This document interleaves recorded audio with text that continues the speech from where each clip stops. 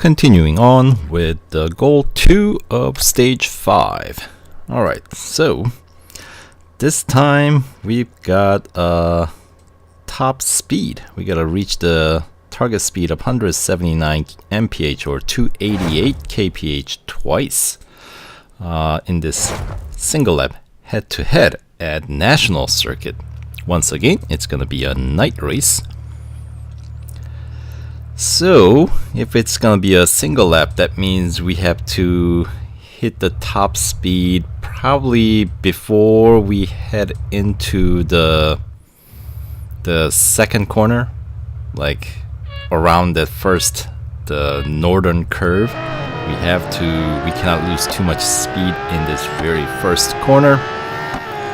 So if you guys ever ran a time trial here, you know that curve, first curve, the northern curve, you gotta go, depending on the car, this one you cannot go flat out, so you have to just make sure you balance it out just right. And then of course this would be the second place that you're gonna have to try to hit the target speed. And there we go, since that's the next, actually that's probably the faster section, I think, unless you're carrying on from previous lap, obviously, then you can extend the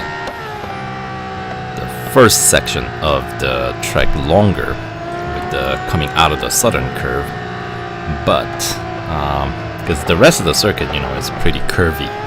Like the heading in from Mobile 1, it's gonna be, you know, you got the Sachs curve and then the southern curve at the end here is all kind of difficult to really build up speed. Of course, coming out of it you can, but that's not going to be, then there's the finish line, so you cannot really quite reach its full potential when it's only a single lap. So yeah, the locations to set the top speed is going to be all at the beginning of the race in this case, but still, you know, considering that I was able to pull it off without any upgrades, I wouldn't expect this one to be giving anybody a particular trouble.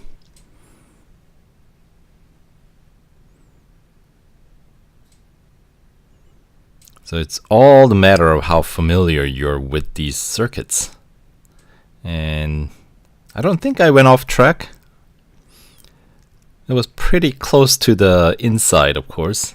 And then this curve is a little bit tricky. The curve 2, 3, and 4 all kind of bunched up together. You got the right hand, the sharp right-hander, then the slight right-hander continuing on. So I don't know if you would necessarily want to call it two separate corners, but I think according to the official map, they do separate it out into 3 different curves,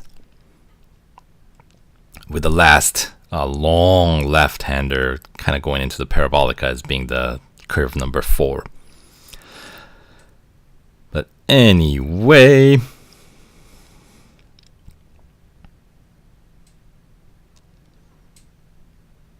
you just gotta make sure, as I said, that you set your top speed earlier on in this particular track variation. Then, you know, the rest of it is just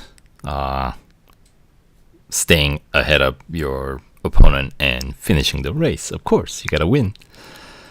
Alright, so another single lapper, not too much damage on the car, so we'll continue on with goal 3. See you there.